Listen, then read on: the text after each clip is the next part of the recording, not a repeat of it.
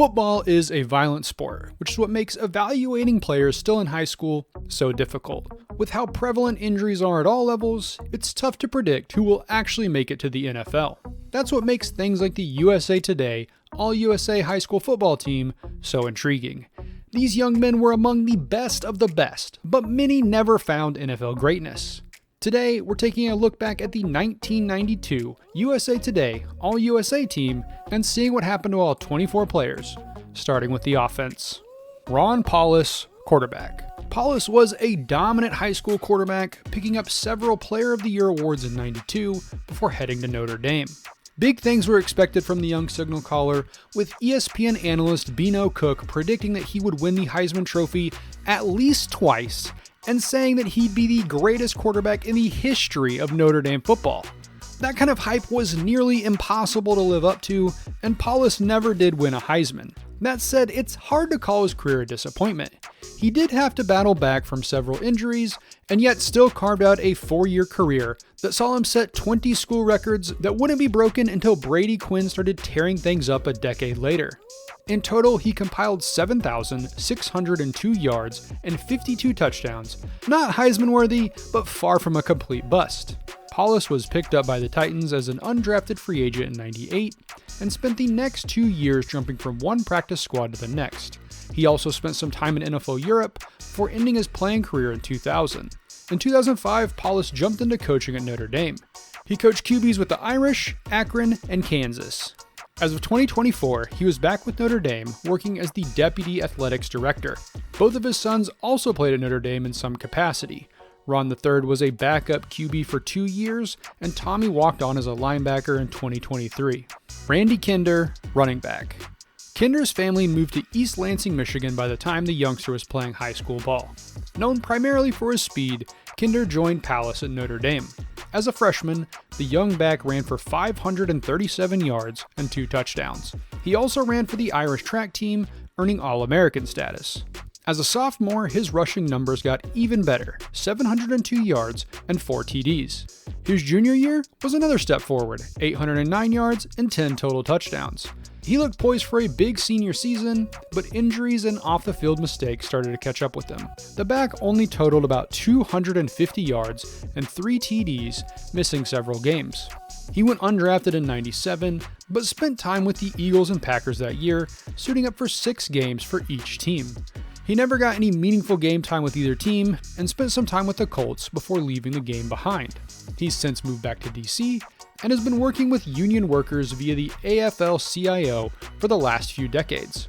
In 2024, he joined Intrust Global, an asset management firm. James Allen, running back. Allen proved he had big-time potential during his true freshman season at OU, rushing for 102 yards against the Texas Longhorns. He finished that season with 739 yards and 1 touchdown. Unfortunately, his game never really took that next step. The Sooners had 3 different head coaches during his playing days, and Allen never really found his groove. That said, he did have a memorable end to his career, scoring a game-winning touchdown in overtime against the Longhorns in '96. Allen went undrafted in '97, but signed with the Bears. He eventually worked his way from the practice squad to the starting lineup, leading the team in rushing in 2000 with 1,120 yards and 2 touchdowns. He lost his starting job the next year, but still ran for nearly 500 yards in the Bears platoon. He then spent the 2002 season with the expansion Texans, running for 519 yards and adding 302 yards as a receiver. That would end up being his last season as a pro. As of 2013, Allen was living in Texas, taking care of his son, who had to have brain surgery in 2012, but was seemingly doing well. Jay Graham, running back. Graham had a relatively slow start to his career with the Tennessee Volunteers, but that's because Charlie Garner and James Stewart had back-to-back 1,000-yard seasons during his first 2 years. When he finally got the starting nod, Graham beat them both, rushing for 1,438 yards and 12 TDs as a junior. The Peyton Manning-led Vols went 11-1 that season. The next year, Manning was even more dominant, and Graham's numbers fell a bit to 800 yards and 11 touchdowns. Still, he had proven to be a great college back, and the Ravens selected him in the 3rd round of the '97 draft. Unfortunately, Graham never carved out a starting role in the NFL. His rookie season was his best, putting up 300 yards and 2 touchdowns. After that season, he dealt with injuries, and the Ravens let him walk after the '99 season. He eventually signed with the Seahawks, spending 1 year there before spending his final season with the Packers in 2002. After a season in the CFL, Graham got into coaching back at Tennessee. He's been working as a position coach all over the country, even winning a national championship with Florida State in 2013 as Devonta Freeman's running back coach. As of 2024, he's working at East Tennessee State. Eric Anderson, offensive line. Anderson joined the loaded Nebraska Cornhuskers of the 90s, helping the team to 3 national championships during his 4-year career. The big lineman made the All-Big 8 as a sophomore and the All-Big 10 as a senior.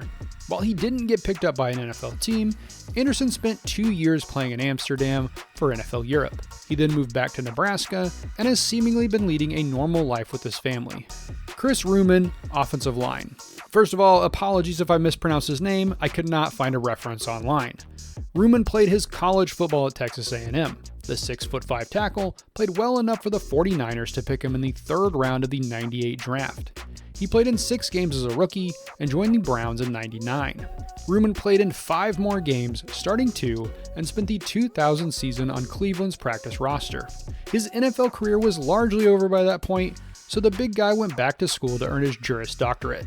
He's since moved back to Texas and opened his own private practice. Mike Doughty, offensive line.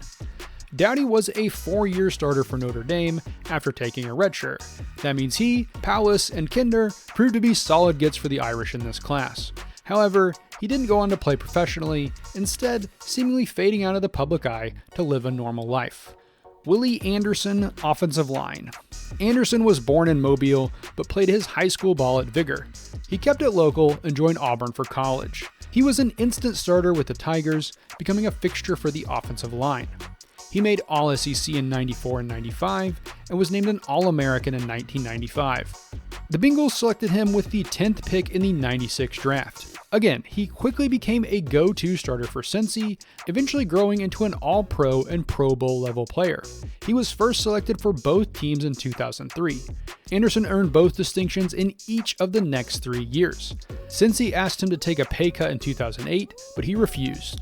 The team waived him, and Anderson spent one last season with the Ravens before retiring. Anderson has since gone on to open his own training camp for linemen. His son Jair Hawkins Anderson played college football for Georgia Tech. Chris Kurpeikis, offensive line. Again, apologies for any mispronunciation. The only reference I could find was a bad video of a stadium announcer saying the name. Anyways, like several others in this class, Kurpeikis started his college career at Notre Dame. However, he transferred to Michigan after his redshirt freshman season.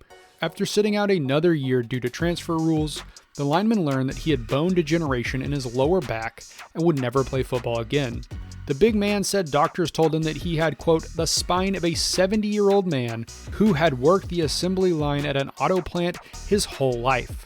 Fortunately, Michigan honored his scholarship, and Kurpeikis got his degree before starting a career in sales. He's since opened his own company and has been working there for the last 20 years. Maurice Mebane, wide receiver. I'm turning into a broken record, but again, sorry for any mispronunciations, I could not find a good source. Mebane had several issues during his high school career, despite starring on the gridiron and basketball court. Thankfully, all of his charges were dropped, but Mebane never got to play major college football. The young man who was featured in Sports Illustrated as a teen after setting the national high school career reception record would head to Jones County Community College, a far cry from Florida State, where he was reportedly heading before his trouble. Sadly, he never got to make that jump to D1 football and is living a normal life with his family back in North Carolina. Andre Cooper, wide receiver. Cooper played his high school football in Neptune Beach, Florida. There, he was runner-up for Mr. Basketball in Florida and won the state's Mr. Football Award. After wrapping up his prep career, Cooper went to Florida State to play college ball. The team won a title in '93, and Cooper contributed a bit, catching 8 balls for 111 yards. He would continue to improve over the next 2 years, culminating in a junior season that saw him grab 71 catches for 1,002 yards and 15 touchdowns.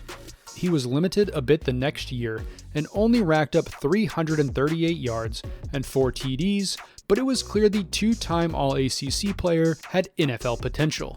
While he went undrafted in '97, the Seahawks brought him into training camp.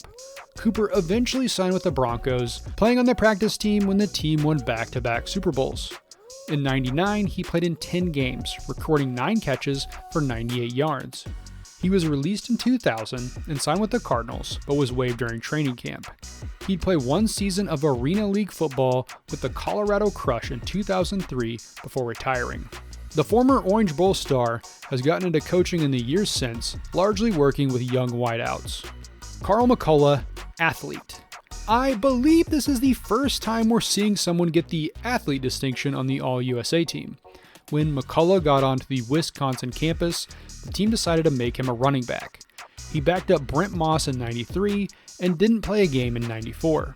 McCullough then exploded into the starting lineup to rush for 1,038 yards and 3 touchdowns in '95. Unfortunately for him, a guy named Ron Dane showed up and immediately took over as the starter, rushing for over 1,800 yards and 18 touchdowns. McCullough was a solid backup over the next 2 seasons, but could never quite live up to his original hype. He went undrafted in '98 before spending some time on the Bills and Vikings practice and training camp rosters. McCullough then played in NFL Europe, rushing for 34 yards in 2000. Since then, he's largely been out of the public eye. Scott Bentley, kicker. The kicker was born in Dallas, but played college ball in Aurora, Colorado. Bentley joined Cooper at Florida State, but had a much bigger contribution than the receiver in the team's '93 title game. The kicker booted the game-winning field goal to push FSU past Nebraska 18-16. For that, he was put on the cover of Sports Illustrated's college football preview issue and subsequently missed several kicks to open the season, leading many to assume he was jinxed. Bentley bounced back and had a solid 4-year career with the Noles, making 93% of his extra points and nearly 70% of his field goals, including 90% as a senior. He went undrafted in '97, but spent 3 years jumping from team to team as a backup place kicker. Over his 3-year career, he played for 4 different teams, making 3 of 4 field goals and never missing an extra point. Since retiring after the 2000 season, Bentley has moved back to Colorado and is working in business. And now for the defense. Jammi German, defensive back. After winning USA Today's Defensive Player of the Year award, German kept it local and attended Miami. Though it is worth noting the 6'1" DB played receiver in college. That makes sense when you remember that he led Fort Myers in rushing and receiving during the '92 season. German caught 16 passes for 213 yards and 1 touchdown during his first season with the Hurricanes. He upped that to nearly 400 yards and 2 touchdowns in '94 and 730 yards and 3 touchdowns in '95. For those efforts, he was named to the All-Big East roster. Ahead of the '96 season, German's stock was looking up, but he was arrested and charged with battery and burglary following an incident that June. Coach Butch Davis suspended him, and German missed the entire season. The Falcons still picked him in the 3rd round of the '98 draft. The wideout played there for 3 years before spending one last season in Cleveland in 2001. His best season came in '99, when he caught 12 balls for 219 yards and 3 touchdowns. After hanging him up, German has moved back to Fort Myers, where his son Jaden has become something of a sensation himself, showing off similar speed to his father. As an 8th grader, the younger German ran the fastest 60 meters in the country, and he's been flying down the sidelines to start his high school career. He's only a sophomore, so it's hard to project if he'll play at the D1 level, but with that speed, it's definitely possible. Travis Kirschke, defensive line. Kirschke was born in Fullerton, but played high school ball in Anaheim before attending UCLA. The 6'3" end racked up 104 tackles and 6.5 sacks across his Bruins career. That wasn't enough to get him drafted in '97, but Detroit soon came calling and signed him as an undrafted free agent. Things started slow for Kirschke. He played in 3 games as a rookie, getting 1 tackle. The next year, he missed most of the season with an injury. In '99, he finally broke through as a heavy rotation player for the Lions. Over the next 4 seasons, he racked up 81 tackles and 2.5 sacks. He joined San Francisco for 1 season in 2003, starting 15 games. The next year, he signed with Pittsburgh, where he'd spend the final 6 seasons of his 12-year career. During that stretch, Kirschke accumulated 169 tackles and 9 sacks, helping the Steelers win 2 Super Bowls in 2005 and 2008. He retired after the 2009 season. He's since moved to Colorado and is coaching high school football as of 2024. His daughter Ella swam at UCLA. His son Gabe is playing with Colorado State in 2024, and his other son Blake plays lacrosse at the University of Denver. Donnie Embra, defensive line. Embra was scheduled to attend OU, but didn't have the grades and started his collegiate career at Northeastern Oklahoma Junior College. The intention at the time was that he would still end up in a Sooners uniform, but by '95 he was playing for Baylor. He started for 2 seasons with the Bears and participated in the Combine, but went undrafted. Since then, Embra has moved back to his hometown and has been working in transportation for the local school district. Eric Dotson, defensive line. Dotson spent his college career playing for Mississippi State. He started every game of his final 2 years with the Bulldogs, graduating in '97. He never played pro ball, but did earn his master's degree in urban education from Langston. Dotson went on to become a high school coach and teacher. As of 2024, he's working for a high school in Alabama as the defensive line coach. Julian Pittman, defensive line. Pittman played his college ball at Florida State. The 6'4" lineman featured heavily in the team's rotation until the '97 season. He was projected to start during his 5th season, but was involved in a frankly strange incident that ended with him being sentenced to 30 days in jail and 5 years of probation. Essentially, an intoxicated Pittman went to his girlfriend's apartment and climbed through the open window thinking she was home. She was not, but her roommate was. Thinking someone was breaking in, she called the police. Pittman then took what he thought was his girlfriend's credit card to go buy some food and gas. When he was bringing the card back a bit later, the police were waiting for him, and he discovered that it was the roommate's card. Despite these somewhat strange legal issues, the Saints selected him in the 4th round of the '98 draft. Unfortunately, he quickly violated his probation and went back to jail for a short time. He did play in 2 games during the '98 season, picking up 2 tackles. However, he was out of football after the season and has since stayed out of the public eye. Terry Scott, defensive line. Scott had to start his collegiate career at Coffeyville Community College. While stats are tough to come by, it looks like he played well, winning the team's Wayne Hiddle Memorial Award in '94 as the sophomore lineman who demonstrates the high moral character, the degree of excellence, and the love of football exemplified by the 1951 co-captain of the team. However, there's not a ton of information about Scott after that. I tracked down a criminal charge for a man named Terry Scott in Florida that dealt with trespassing and possession of illegal drugs, but I'm not 100% sure that's our guy, so take that info with a grain of salt. Either way, Scott has been out of the spotlight in the years since. Dulayne Morgan, linebacker. Morgan switched to defensive end during his college days at Syracuse. A regular starter when healthy during his last few seasons, Morgan never truly had that breakout campaign the Orange were hoping for. Still, he was a great student athlete and won the Arthur Ashe Jr. Sports Scholar Award in '95. After wrapping up his education, Morgan started a long career in tech. Melvin Dansby, linebacker. Dansby was yet another Notre Dame recruit in this class. When healthy, he played well throughout his career, culminating in a senior season that saw him rack up 103 tackles and win the Notre Dame Lineman of the Year award. He was also named an honorable mention All-American that season. However, Dansby endured several injuries throughout his time with the Irish, including a neck injury that caused him to miss an entire season. Largely due to that injury history and the subsequent loss of athleticism, Dansby went undrafted in '98. In his most recent media check-in, Dansby was married and working in sales in Atlanta. Daryl Bush, linebacker.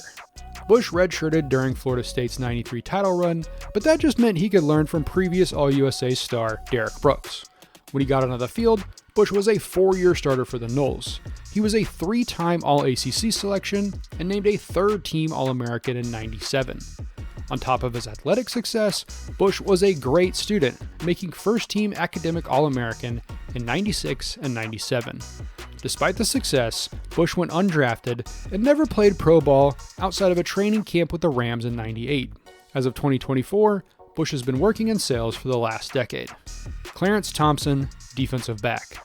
The hard-hitting Thompson joined Michigan for college ball. As a Wolverine, Thompson was known for his edge blitzing, famously coming off the corner to sack Purdue quarterback Ryan Tefsberger for a safety on a snowy day in 1995. While not quite a ball hawk like his fellow DBs Ty Law and Charles Woodson, Thompson did have his fair share of big plays in the passing game. Ultimately, he went undrafted and settled down back in Michigan. As of 2015, he was working in a steel plant, and his son Tyreek was set to attend Michigan State. The younger Thompson played linebacker for the Spartans for 4 years, graduating in 2019. Tony Blevins, defensive back. Blevins played his college ball at Kansas. With the Jayhawks, Blevins played cornerback and returned kicks. Over 4 years, he picked up 5 interceptions and averaged about 5 yards per punt return. He did miss the entire 95 season, which happened to be the only season where Kansas finished the year ranked. Blevins went undrafted in 98, but signed with the 49ers. He played in 2 games before switching to Indianapolis. Over the next 2 years, he featured in nearly every game for the Colts, even starting one in 2000. He racked up 111 tackles, 2 interceptions, and 3 fumble recoveries. However, that was his final season in the NFL. Soon after the 2000 season wrapped up, Blevins was working in real estate and construction as an account executive, an industry he still works in as of 2024. Justin McBride, punter. Okay, I believe I've tracked down McBride, but I might have the wrong guy. The reason this one is so difficult is that McBride seemingly only went to JUCO and happens to share a name with several other athletes, making info tough to find. However, it looks like he never went on to play football much higher than JUCO and has since become a coach at the youth level while working as a certified registered nurse anesthetist in Arizona.